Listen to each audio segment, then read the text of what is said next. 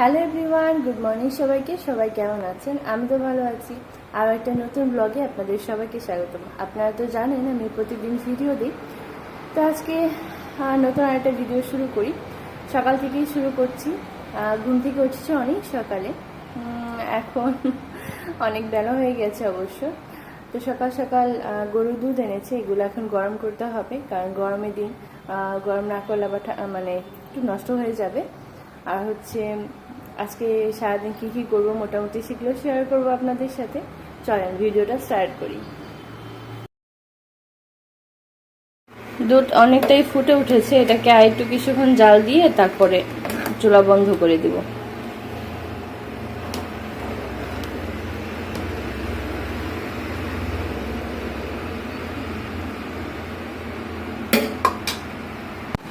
এই যে ঘরটা ঝাড়ু দিয়ে মুছলাম, দেখেন কত সুন্দর হয়েছে, কত সুন্দর পরিষ্কার। এই যে মনে হয় এখন আমার চেহারা দেখা যাবে, তাই না? এই যে আমাদের বাইরে, এই যে চট্টগ্রামে মানে দেখেন এই যে নেটটা দেখতেছেন না, এই যে নেটটা, এই নেটটা হইতেছে হাওয়া পাস হয়। এই নেটটা দেয় এই চট্টগ্রামে প্রচুর পরিমাণে মশা আর প্রচুর পরিমাণে হচ্ছে আপনার মাছি, এই কারণে এই যে এই নেটের ব্যবস্থাটা করা হয়েছে। এই যে সকাল সকাল গ্যাস চলে গিয়েছে, তো কি করব, দুধটা গরম দিয়েছিলাম, ভাগ্য ভালো এই গরম দুধ নিয়েছি, সাথে একটু কফি নিয়েছি, আর এখন একটু বিস্কুট দিয়ে মুড়ি দিয়ে খাবো। আমি সবসময় করি কি, এই যে চানাচুর আর মুড়িটাকে মানে কোনো কিছু না মিশিয়ে তারপর হচ্ছে এইভাবে বয়মে রেখে দিই, তাহলে হচ্ছে কয়েকদিন আমি এভাবে খেতে পারি, মানে মুড়িটা নরমও হয় না এবং যখনই ক্ষুধা লাগে আমি খেতে পারি। একদম গরুর দুধের পিওর কফি, একদম দেখেন।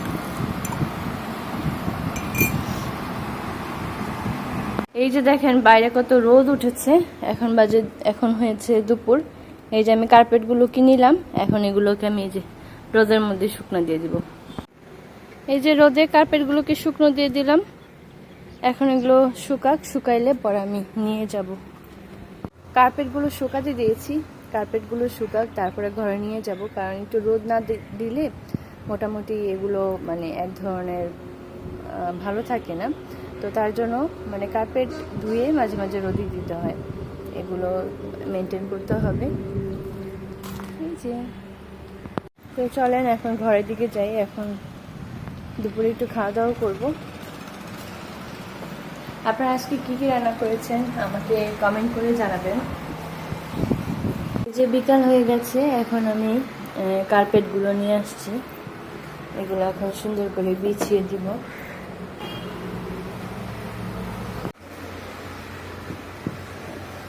এটা বিছিয়ে দিব আমাদের এই যে বেসিনের এখানে, এই যে এটা বিছিয়ে দিব এই ওয়াশরুমের সামনে। এই যে আজ আমরা রান্না করব রুই মাছ দিয়ে, ঢেঁড়স দিয়ে, আলু দিয়ে হচ্ছে মানে ঝোল তরকারি, আর হচ্ছে পটল দিয়ে আলু দিয়ে ভাজি, আর হচ্ছে কুমড়া ভাজা। এ হচ্ছে আজকে আমরা রান্না করব। তো এই কুমড়াটা ভাজার জন্য এখানে তেল দিয়ে দিচ্ছি, এটার মধ্যে এখন কুমড়াটা ভেজে নিব।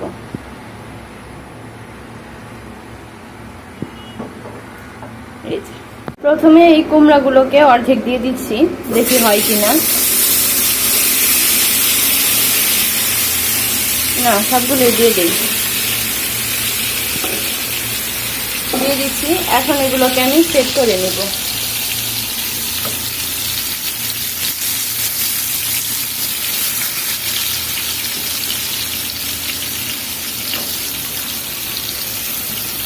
কুমড়া হতে বেশি সময় লাগে না। এই যে দিয়ে দিলাম। এই যে আসার সময় এই যে গুঁড়ামরিচ আনলো, এই যে একটু বনফুলের মিষ্টি নিয়ে আসলো।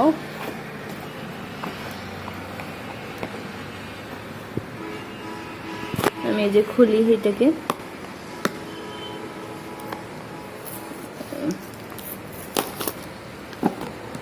ওয়াও কত মিষ্টি। এখানে হচ্ছে বালুশাই, এটা হচ্ছে গুড়ের মিষ্টি হয়তো বা চমচম, গুড়ের চমচম, সাদা মিষ্টি আর কালো মিষ্টি। এখান থেকে কালো একটা মিষ্টি খাই আমি।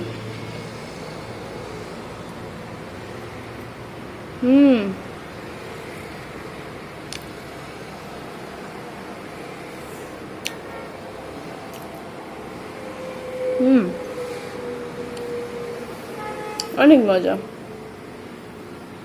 এই যে পটল ভাজি বসিয়ে দিব এখন।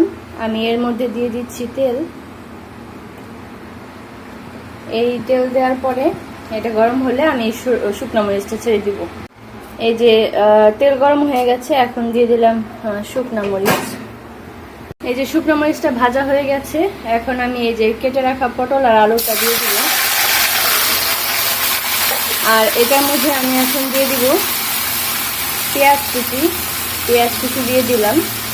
আর এটার ভিতর দিয়ে দিব এখন অর্ধেক মরিচ কাটা, কেটে রাখা মরিচ। এখন আমি এটার ভিতরে এই যে ছোট্ট এক চামচ লবণ দিয়ে দিচ্ছি, মানে পরিমাণ মতো। এক একটা লবণের এক এক রকম মানে ঝক, যেটাই বলেন না কেন, তো আপনারা নিজেদের পরিমাণ অনুযায়ী দিবেন। আমি এখানে অল্প একটু হলুদ দিয়ে দিচ্ছি। এই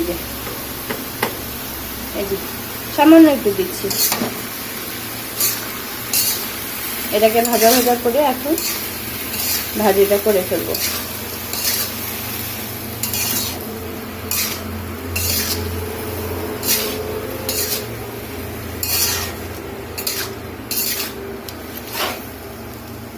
যে ভাজিটাকে পাশের চুলায় দিয়ে দিলাম।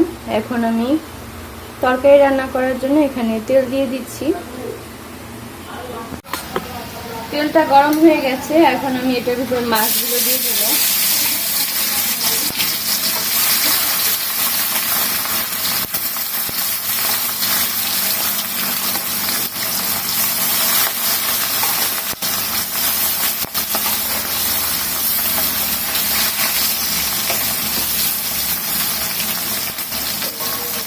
মাছগুলো মনে হয় এক পাশ ভাজা হয়ে গেছে, আমি একটু উল্টিয়ে দিচ্ছি।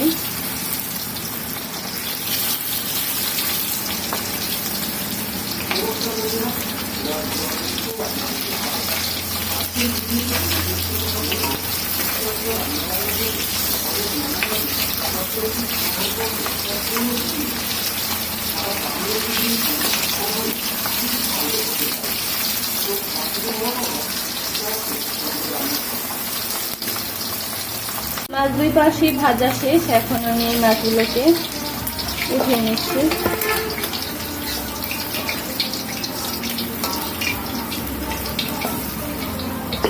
এখন আমি এটার ভিতরে এই যে পেঁয়াজ দিয়ে দিচ্ছি।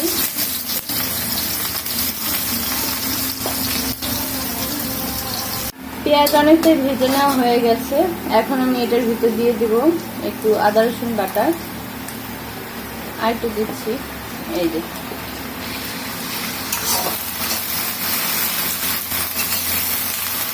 আমার আদা রসুনটা ভেজে নেওয়া হয়ে গেছে, আমি এখন এটার ভিতর দিয়ে দিব পানি। তারপর আমি এটার ভিতরে দিব হলুদের গুঁড়া, মরিচের গুঁড়া আর ধনিয়া। এই যে এখানে অল্প একটু হলুদ দিচ্ছি। আর এর মধ্যে আমি এরকম ছোট্ট এক চামচ, এই যে দেখেন কি পরিমাণে আমি মরিচ দিচ্ছি। আজকে অতিরিক্ত মরিচ দিব না, অল্প মরিচ দিয়ে রান্না করার চেষ্টা করব। আর এখন আমি দিব এখানে লবণ।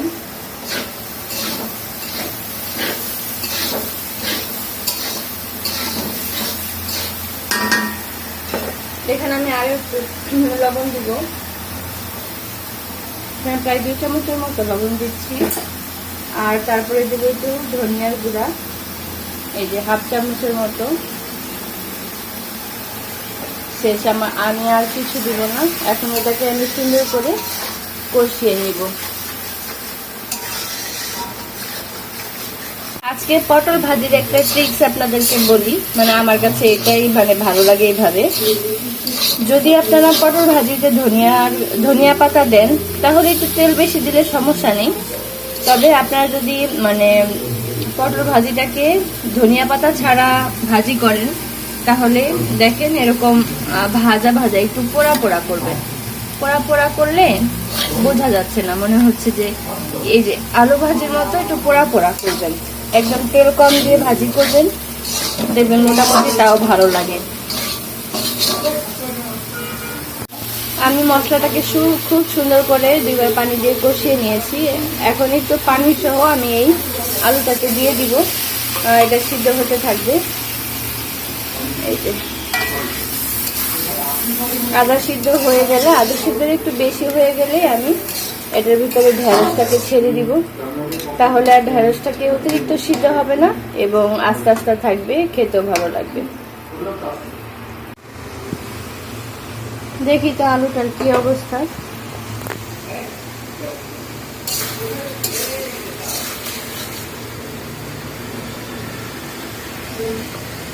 আলুটা একদম অর্ধেকের বেশি সিদ্ধ হয়ে গেছে।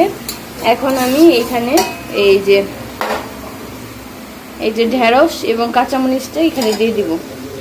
আর বেশি দেরি করলে আলুটাও গলে যাবে এবং খেতেও আলুটা মানে ভেঙে ভেঙে যাবে আর কি। তো ঢেঁড়সটা আর বেশি সিদ্ধ করতে হয় না, যতটুকু আলু আছে ততটুকু সিদ্ধ হবে, মানে যতটুকু সিদ্ধ হয়েছে ততটুকুর মধ্যে ঢেঁড়সটাও সিদ্ধ হয়ে যাবে। এরপর আমি পানি দিয়ে দিব। ঢেঁড়স অনেকটাই সিদ্ধ হয়ে গেছে। এখন আমি এটার ভেতরে এই দেখেন ঢেঁড়স অনেকটাই সিদ্ধ হয়ে গেছে, মনে হচ্ছে কাঁচা, আসলে কাঁচা না, অনেকটাই সিদ্ধ হয়ে গেছে। এই মুহূর্তে আমি পানি দিয়ে দিব। পানি দিয়ে একটু জাল দিব, ততক্ষণে তো ঢেঁড়স আবার সিদ্ধ হয়ে যাবে, তাই না? এই যে আমি আরেকটু পানি দিয়ে দিচ্ছি।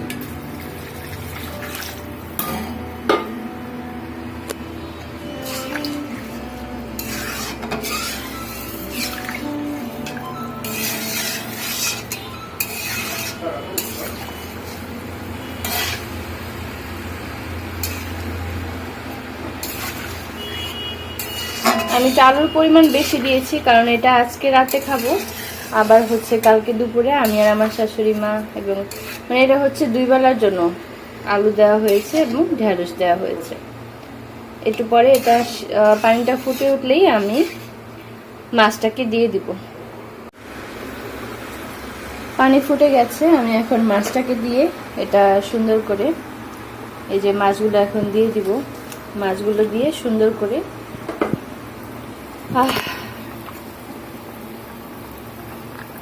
রান্না করে তারপরে নামিয়ে ফেলবো। এটা কিছুক্ষণ ফুটুক।